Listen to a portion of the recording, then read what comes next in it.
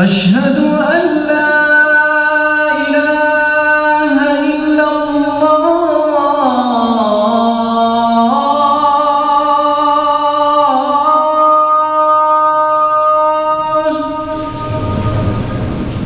أشهد أن لا إله إلا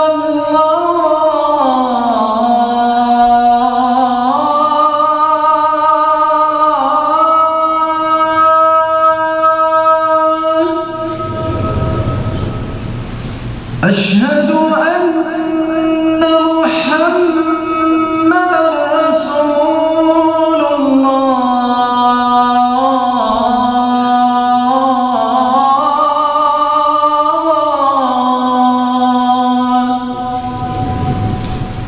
أشهد أن محمدًا رسول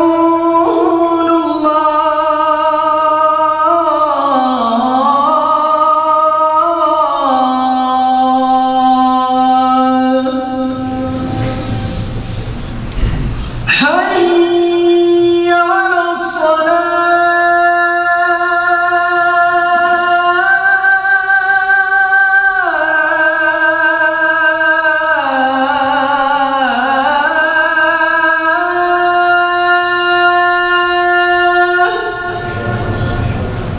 حي على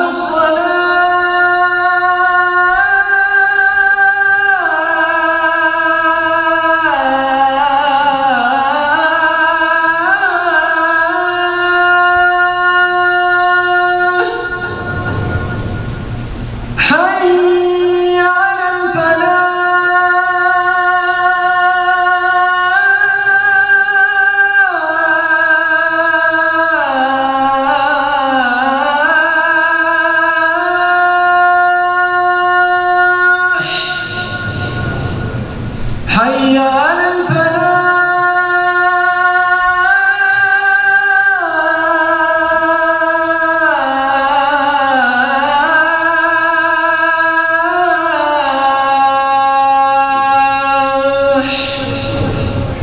الله أكبر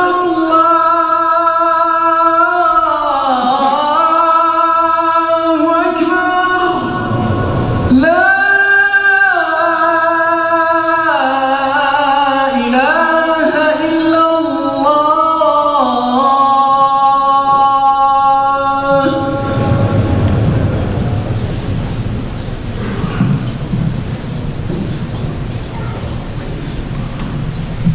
إن الحمد لله رب العالمين نحمده ونستعينه ونستغفره ونعوذ بالله من شرور أنفسنا من سيئات أعمالنا من يهده الله فلا مضل له ومن يضلل فلا هادي له أشهد أن لا إله إلا الله وأشهد أن محمدا عبده ورسوله يا أيها الذين آمنوا اتقوا الله حق تقاته ولا تموتون إلا وأنتم مسلمون يا أيها الناس اتقوا ربكم الذي خلقكم من نفس واحدة وخلق منها زوجها وبث رجالا كثيرا ونساء اتقوا الله تساءلون به والأرحام إن الله كان عليكم رقيبا يا أيها الذين آمنوا اتقوا الله وقولوا قولا سديدا يصلح لكم أعمالكم ويغفر لكم ذنوبكم وما يطع الله ورسوله فقد فاز فوزا عظيما فإن أصدق الحديث كتاب الله وخير الهدي هدي محمد صلى الله عليه وسلم وشر الأمور محدثاتها وكل محدثة بدعة وكل بدعة ضلالة وكل ضلالة في النار.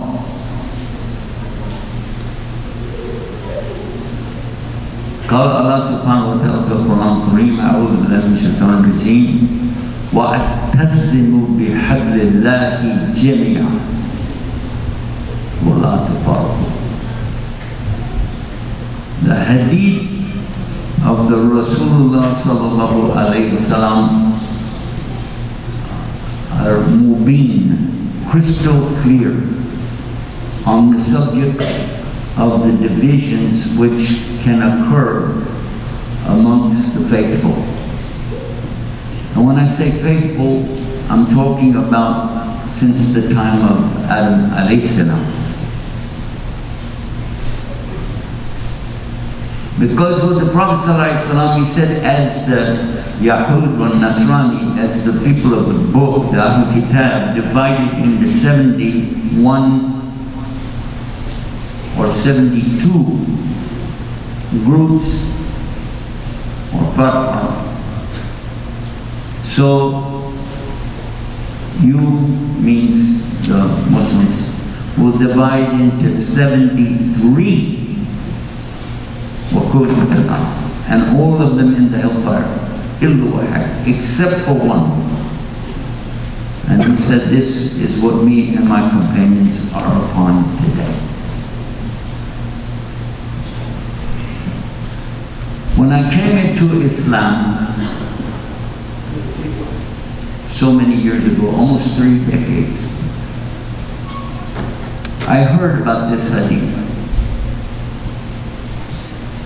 And it's not something that somebody would make up. If somebody's trying to make up a religion or any kind of a group, they would not be ready to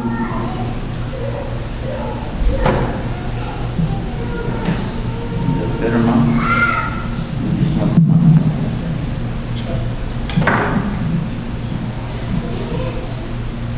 Sheikh said this is a better mic.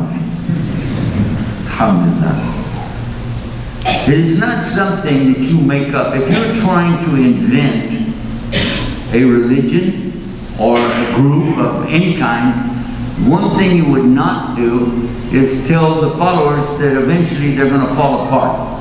That is not something you would do. And yet that's exactly what he said. Crystal clear. Crystal clear. That as the former faithful, the Jews and Christians used to be upon exactly Islam. Otherwise, why would Allah mention it like that in the Quran? But they divided up. And so many groups. And the way he said it, by the way, just so you know, and this is called an idiom, an Arabic idiom.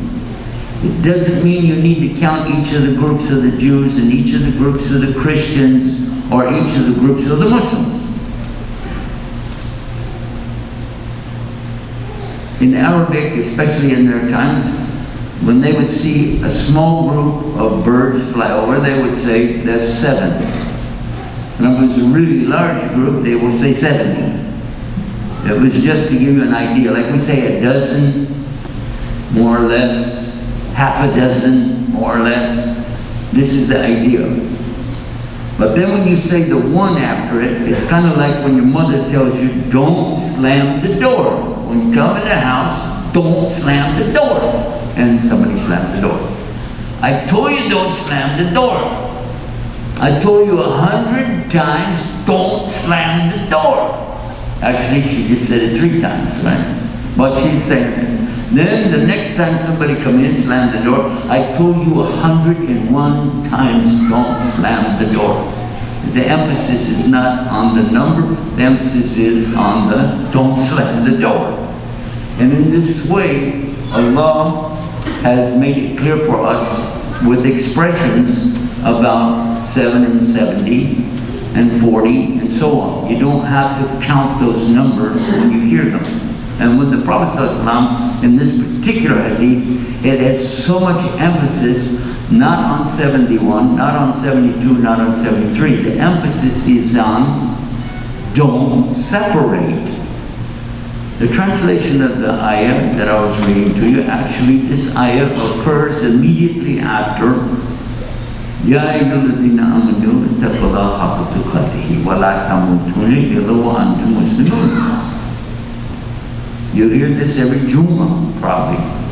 And you hear it many times in speeches that people give. It's a very important ayat from Quran to mention. But the verse that follows it is a continuation because it starts with the letter wow. And it says, and. First of all, what is the first part of it? For all of you who have come to the right belief in Allah, then have taqwa for Allah. And taqwa is a shield against the punishment of Allah on the Day of Judgment. This is what it means. We translate it as piousness or righteousness because this is the result that we're looking for, but taqwa is a shield or a partition or a barrier against something. And this is exactly what we need on the Day of Judgment against the ghadab of Allah. And then it continues, it says, it's Allah's right that you have this shield against His punishment. Then it continues, and don't die except in the state of al-Islam. Don't die except upon La ilaha illallah Muhammad Rasulullah.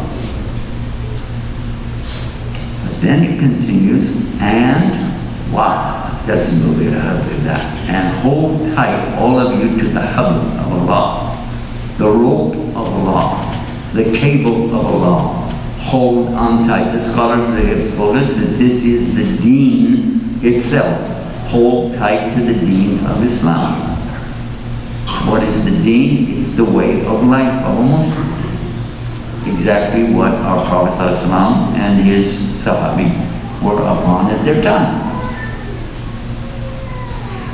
And then it said, وَاللَّهُ تَبَارَكُ, and don't separate, don't divide. Again, we'll go back and look at the hadith about the dividing up, and it's using the same terminology of farqa.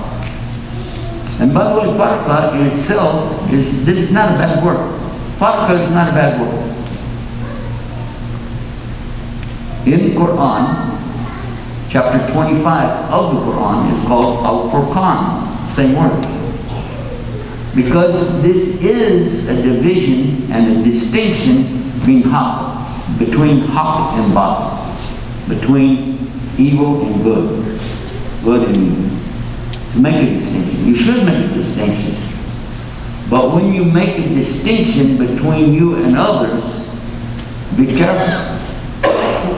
Because if they really are off, then you need to be away from that. But don't cause it. Don't make something up to split up the Muslims. That makes sense.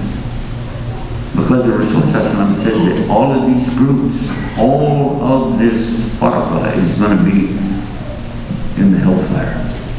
Finnar. Illa wahid, except for one.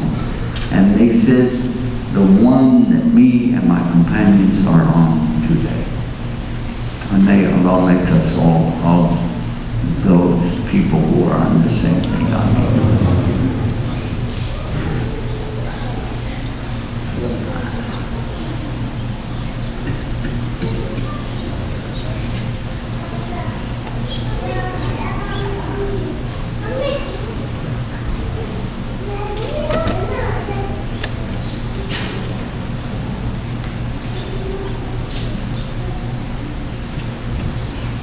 Bismillah, alhamdulillah, wa salatu wassalamu ala Rasulullah wa ala alihi wa sahbihi ajma'in. Alhamdulillah, alhamdulillah rabbil alameen, wa ala al-Islam al-Muslimin. We thank Almighty Allah for making us Muslim. This is very good news, very good news.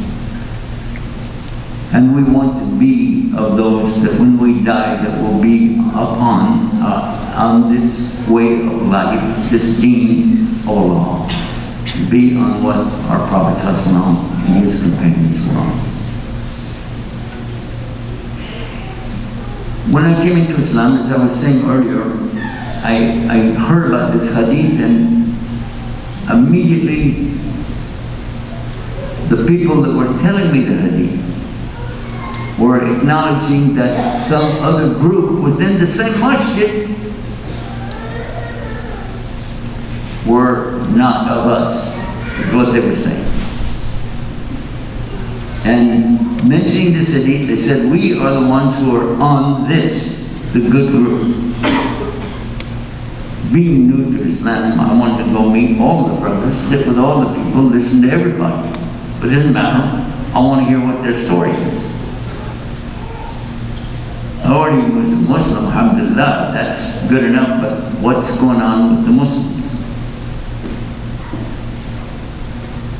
And the other group in that same masjid told me essentially the same hadith and mentioned that the other group was off and we're the right ones. I found that to be very peculiar. Then over the years, from one masjid to another, to another, to another, from one state to another, from one country to another, I kept seeing this same kind of thing. But not just two groups, or even three. It became that, subhanAllah, as many as 5 or 6 groups in the same masjid. One brother came up to me one time, and he said, Sheikh, I think it's the end of the world today. I said, why? He said, you know that hadith? I said, yeah, I know this hadith. He said, well, I counted on the internet, you know, with Google and this. He said, and there's 73 groups. I asked him, which masjid? Because there's so many groups. Now, in one masjid, you can find a number of them. And as I already mentioned, it's not about the number 73 or 72 or 71. It's about don't separate. This is what it's about. How can I make a distinction though? How can I know what to do? I want to be with the right group, obviously. But if each group said they're the right ones, and there are many, how can I know which one is the right one? One of our scholars made it real easy. He said, all you have to do is be on Quran and Sunnah, and whoever would like to be on Quran and Sunnah is good. And if anybody wants to make a distinction, let them do it, not you. Anybody wants to be different from that, let them say what they want to say. Let them be the one who choose to go away from the mainstream. So, the other thing that I heard was, don't make yourself like a part of only this group. The minhaj, well, this is the jurisprudence of a particular group, like like Hanafi or Hanbali, Maliki, Shafi, like this. These are understandings of fiqh, and certain fuqaha, they have come up with some stuff that's pretty easy to follow. And in a certain area of the world, maybe you're in Northern Africa, maybe it's Maliki, maybe you're in Asia, you'll find that the Shafi is popular there. And in this way you get along with everybody, just follow along with what they're doing. It's not wrong. But if you said that I'm Shafi, and all those other guys are off the minhaj, this is a problem. Because the imams didn't do that themselves. In fact, the imams that we're talking about were not all at the same time. They came in succession. First is Abu Hanifa. And Abu Hanifa, when he was very old, then that's when Imam Malik came to him. Then when Imam Malik was older, Imam Shafi was a student of his.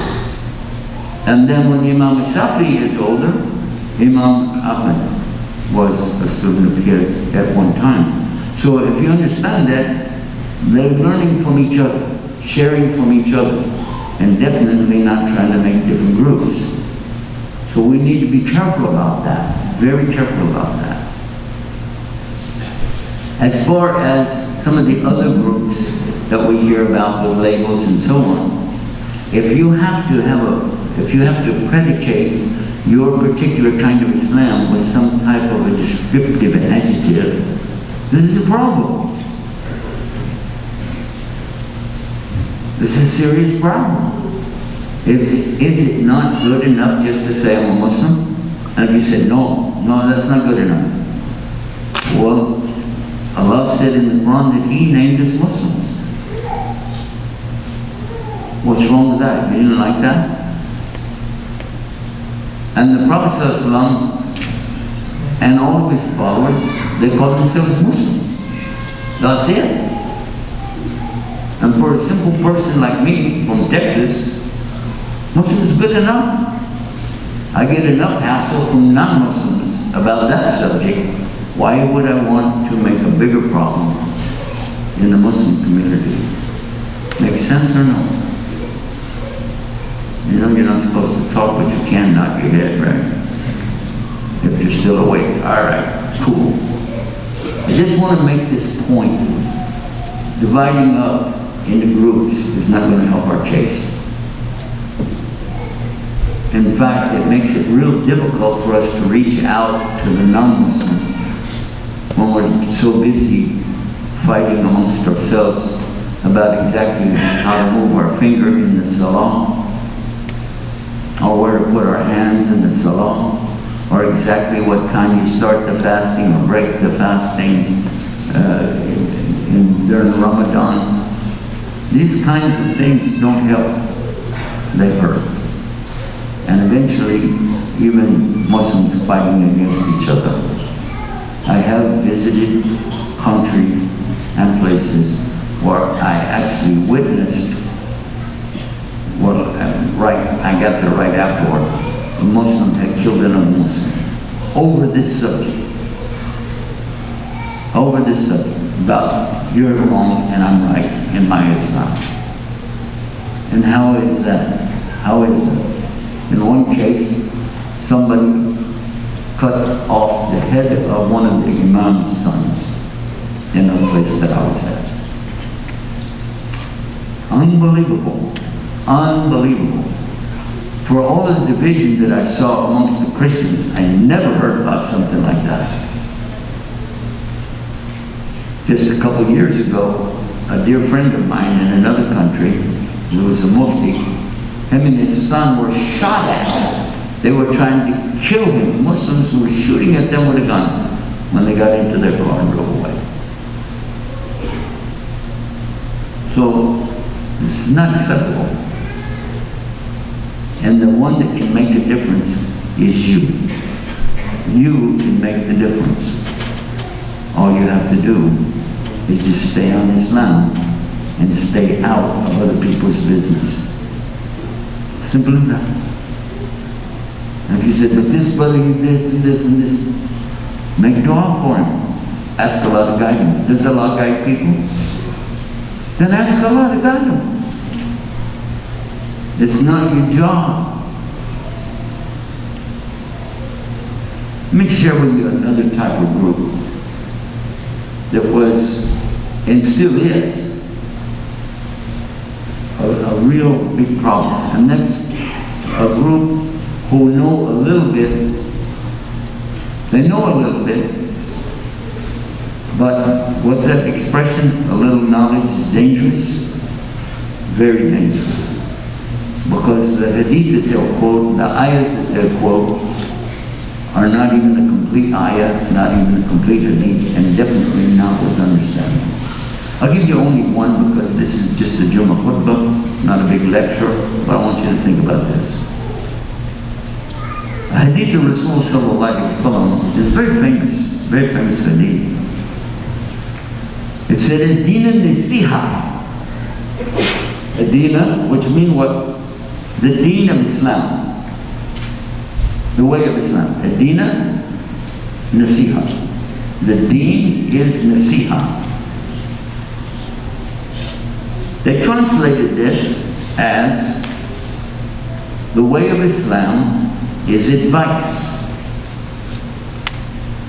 And then after that, that's the end of what they said. Then after that they will say, and it's my duty, Yahweh, to give you naseeha.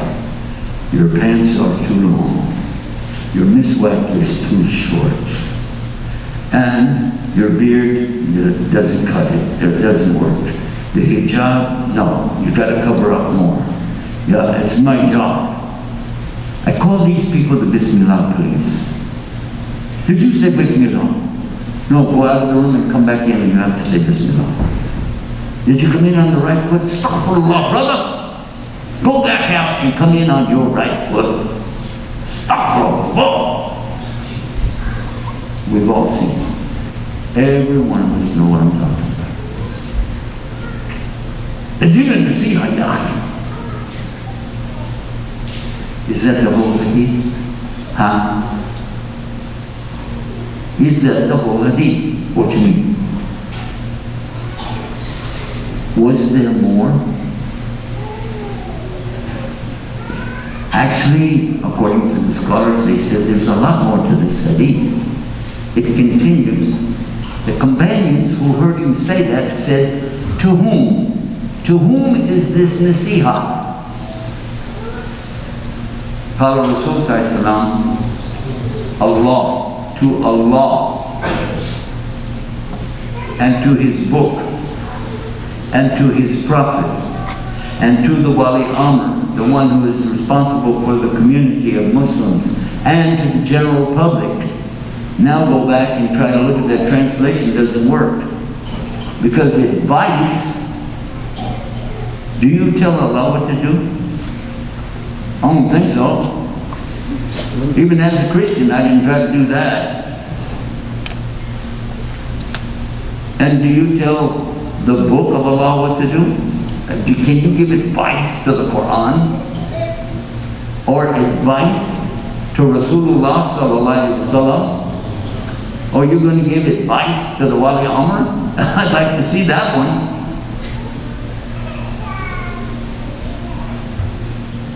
And then on top of that, how would you ever reach all of the people? It doesn't make sense. The ulama, they said, no, this is not a good translation. In this case, it's a dedication to serve. Naseeha is saying is to be dedicated and especially ready to serve. That makes sense. A dedicated service to Allah, to the Book of Allah, to the Prophet of Allah, to the Wali Amr that Allah put over you, and to the people. Does that work? Sincerity. SubhanAllah. Look how people can twist something. There is more to that subject, but I'll leave it alone for now. I just want to remind myself of the importance of being together. Finally, this one little piece of advice. Qala Allah subhanahu wa ta'ala, Kullu nafsin dha'iqatul maut. Everybody's going to die. Every one of us will die. And when you die, I want to ask you this question. Before you ever get to the grave, before you ever get to the maqbarah, as soon as you are dead, somebody has to wash your body. True or false? Who's going to do that? Most likely somebody in this room right now. And who's going to come to the grave with you? Most likely people from this room right here, right now. And who's going to remind you of the questions of the grave? Who's your Lord? What is your way? Islam. And who's your prophet? People from this room right here. brothers in Islam, please try to look at them in a better way. Look at them in a better way. Maybe we're being a little bit too hard on each other, when the one that we need to be a little bit harder on is the one that we see in the mirror every day. I ask Allah that He will let all of us into His Jannah Firdaus.